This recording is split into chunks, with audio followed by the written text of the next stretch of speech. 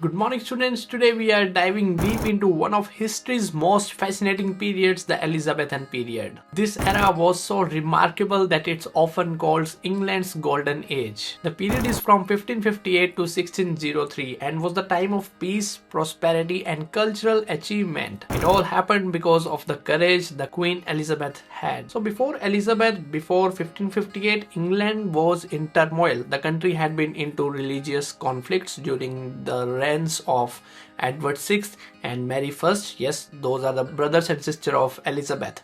So Edward VI was Protestant and Mary I was Catholics. There had been a lot of killings and the whole Britain was divided into fragments. There had been many attempts to kill even Elizabeth when she came to the throne after the death of Mary I, but she survived all these attempts, and under her leadership she ruled for 45 years. She not only transformed England but also made it one of the major European powers of that period of time. So in this video we are going to discuss everything that is important in the Elizabethan period. We are going to discuss more of the history and less of the literature part. Of course we are going to discuss in the later half of this video, but more of the history of Elizabethan period so that it will help you to remember the chronology of all the writers and works. But again, before beginning this video, if you are one of those students who are preparing for UGC NET, CUET, GATE in English literature, then do not forget that we are here at Limitless Literature providing you with all the competitive advantages in the form of lectures, videos, study material and everything that is required for you to crack these exams. So visit limitlessliterature.com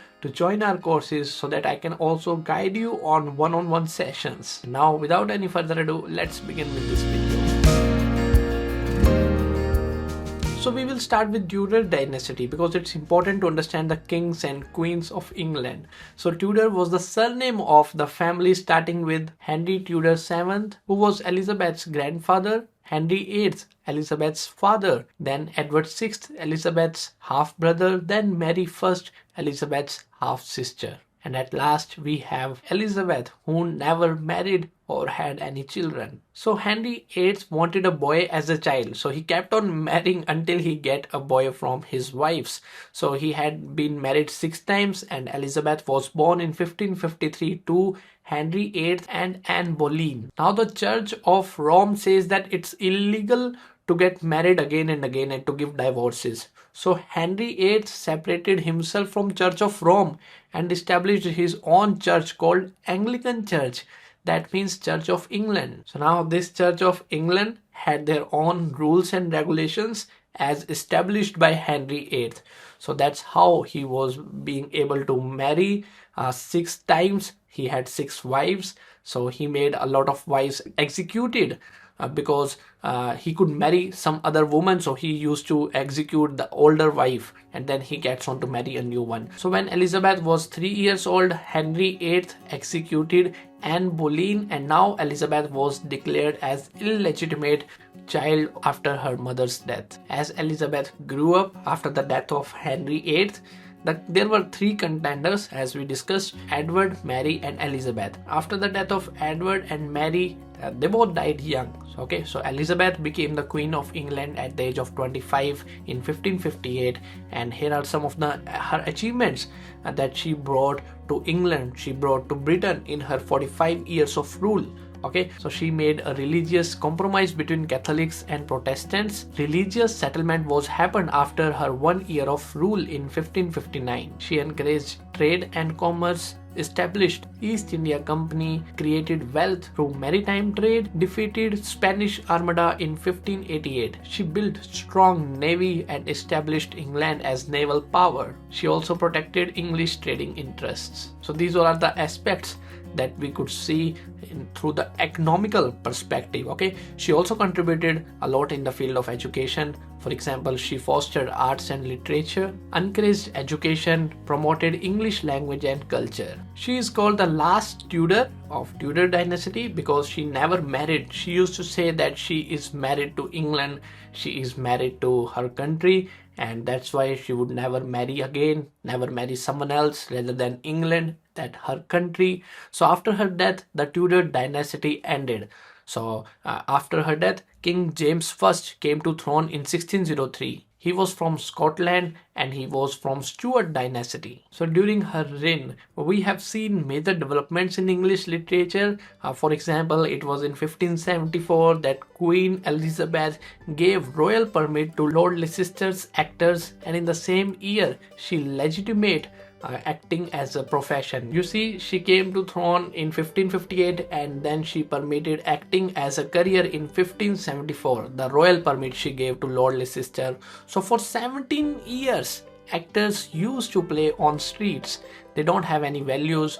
But now things are changing. You can see in 1574, the royal permit was given. In 1576, after 2 years, the first theatre named. The theatre was built in 1576 by James Burbage, and then came other theatres like the Curtain 1577, the Rose 1587, the Swan 1595, the Globe 1599. Remember all these years because it's a part of competitive exams and we have seen questions from all these years, so remember them in chronological order. And yes, all the earlier plays were mystery, miracle plays.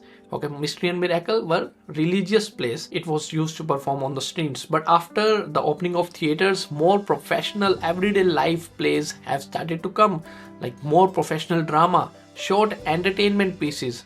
So these short entertainment pieces are also called as interludes. Yes, interludes, the way we have seen in Bollywood movies, Rampal Yadav, okay, then we have Johnny Lever.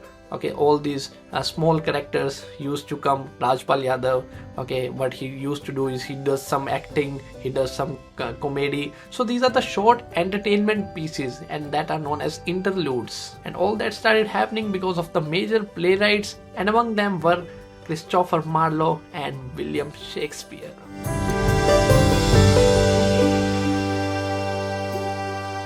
In this video, we are not going to discuss about the biographies of each and every author because we are creating a separate playlist of biographies of all these writers on our channel. Currently, we are covering up the Victorian period, then we will complete other writers from other ages. You can also check out the playlist on biographies to know more about these writers. So here we will discuss some important points, or you can say innovations done by the writers in this particular age, so that it can encourage you to study, to explore more of this Elizabethan period. Alright, so starting with Christopher Marlowe, who introduced blank verse in drama and developed, you can say, psychological complexity in the characters.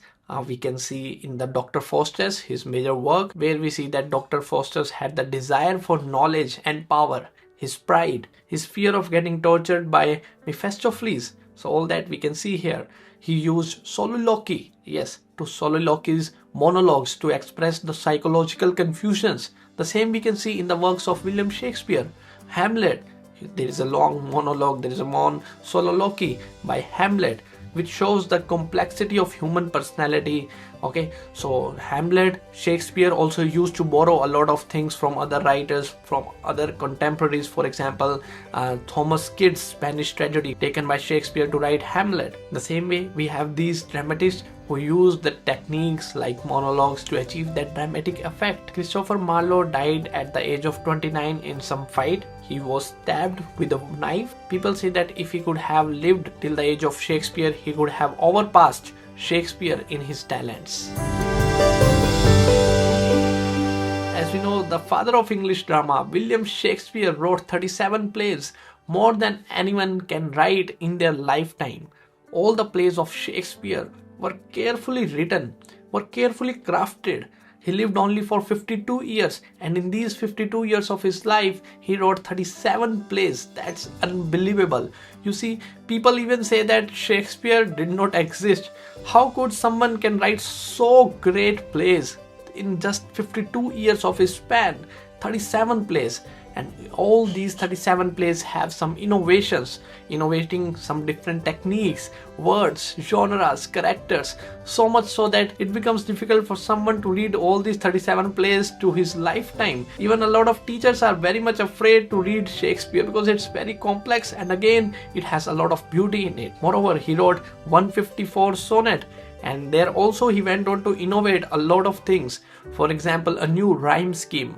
A B A B C D C D E F E F G G. So this is especially created for English language. And out of these 154 sonnets, we can see sonnets 1 to 126 is written on the fair youth. It's written to a beautiful young man. It has themes of love, beauty and friendship. These sonnets are autobiographical, talking about his own life and the youth he had been through. Then we have sonnets from 127 to 152. The Dark Lady. It was written to a mysterious black woman. So we can say from here we sense that he broke all the conventions how beauty is defined. So earlier we used to say that people who have white skin are more beautiful, but then here Shakespeare is writing for complex skin. He broke all the conventional beauty standards set by the orthodox society. The last two sonnets are often known as the rival poet. So these two sonnets are more about professional jealousy, or you can say it reflects on art and competition. Yes, how an artist should be and what should be there to compete with.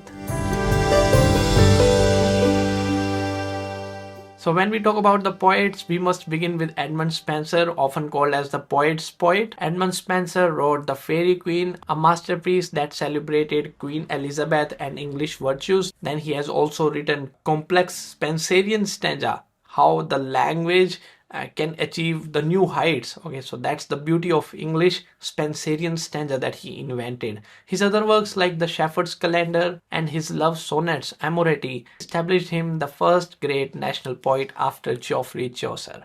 And then we have Philip Sidney. He left us with the three masterpieces: his sonnet sequence Astrophel and Stella, his romance Arcadia, and the Defense of Poesy. So this Defense of the Poesy is the first work of English literary criticism. So these are the things that you have to remember. Then we have John Lilly, who invented a new style called euphuistic style. So this euphuistic style is something like you elaborate the things using your witty language. Okay, so using the witty language is euphuistic style.